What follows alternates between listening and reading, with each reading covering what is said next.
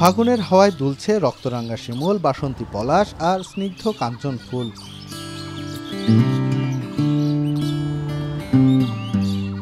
সিরাজগঞ্জের উল্লাপাড়ার সলপ রেললাইন ও সড়কের দুধারে শতাধিক শিমুল গাছে যেন লেগেছে আগুন। একইভাবে যমুনা সেতুর পশ্চিম পারে ফুটেছে বাসন্তী পলাশ আর মোহনীয় কাঞ্চন ফুল।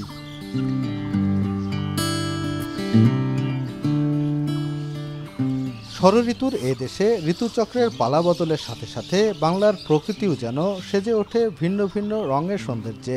ঋতুরাজ বসন্তের আগমনের কথা মাথায় এলে চোখে ভেসে ওঠে শিমুল, পলাশ আর কাঞ্চন সহ নানা ফুলের সমারোহ।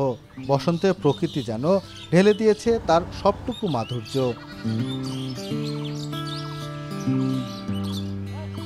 শিমুল ফুলের ফাঁকে সূর্য উঁকি দিয়ে মেতে উঠেছে বসন্তের আমেজে।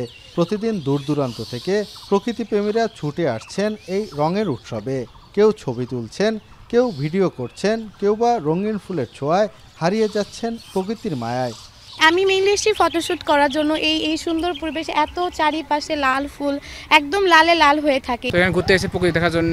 যেমন অনেকগুলো শিমুল গাছ আছে, ঘুরতে এসেছে। এখানে বিভিন্ন জেলা থেকে আসে, যেমন নাটোর, তারপর হলো বগুড়া, সবাই ঘুরতে আসে জায়গায়। শহরে অনেকে ঘরবন্দি হয়ে থাকে, আর আমরা এখানে আসলে আমাদের মানসিক দিক দিয়ে অনেক সুন্দর অনেক কিছু উপভোগ করতে পারি আর কি। আসল কাশ্মীরি মানেই স্মার্ট কাশ্মীরি, একটি তাসমিয়া কসমেটিক্স অ্যান্ড টয়লেট্রিজ লিমিটেডের পণ্য।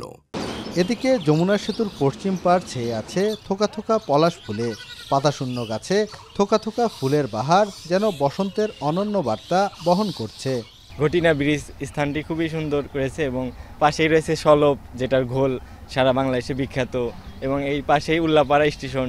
যে কেউ চাইলে এই লোকেশনে আসতে পারবে। আরেক বছর এসে এখান থেকে ঘুরে গেছি, অনেক ভালো লেগেছে আমাদের, তাই এইবারও আসলাম। ফেসবুকে দেখলাম অনেক মানুষ পোস্ট করছে, তার জন্য ভালো লাগে জায়গাটা, তার জন্য আসা হয়। শুধু সৌন্দর্য নয়, ভেষজ গুণসম্পন্ন এসব উদ্ভিদ পরিবেশের জন্য গুরুত্বপূর্ণ। তবে নগরায়ন ও পরিবেশ দূষণের কারণে হারিয়ে যাচ্ছে অনেক বৃক্ষ। তাই প্রকৃতির প্রতি যত্নশীল হওয়ার আহ্বান পরিবেশ প্রেমীদের।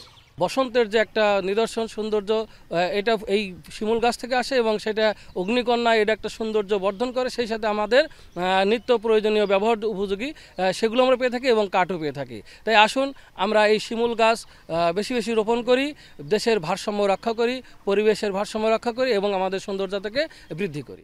বসন্তে যে ফুলগুলো ফোটে, এই ফুলগুলো বা এই গাছগুলো যে শুধু আমাদেরকে সৌন্দর্যই দেয় বা বিলাসিতার কিছু দেয় তা কিন্তু নয়। প্রত্যেকটা গাছের বিভিন্ন কিন্তু ভেষজ গুণ রয়েছে। তো এগুলো যদি আসলে একটু তুলে ধরা যায়, একটু পরিকল্পিতভাবে বৃক্ষরোপণটা করা যায়, তাহলে এটা আবার ধরে রাখা সম্ভব। শিমুল, পলাশ আর কাঞ্চনের সাথে মিতালি করে বসন্তের সৌন্দর্য যেন ছড়িয়ে পড়েছে গ্রামের পথে প্রান্তরে। তবে দ্রুত নগরায়ন ও পরিবেশ দূষণের ফলে প্রকৃতি থেকে ধীরে ধীরে হারিয়ে যাচ্ছে বসন্তের সেই রূপ ও সৌন্দর্য। প্রকৃতিপ্রেমীরা বলছেন, বসন্তকে স্বরূপে ফিরিয়ে আনতে প্রয়োজন দূষণমুক্ত পরিবেশ ও বৃক্ষরোপণ। রিফাত রহমান, এখন, সিরাজগঞ্জ।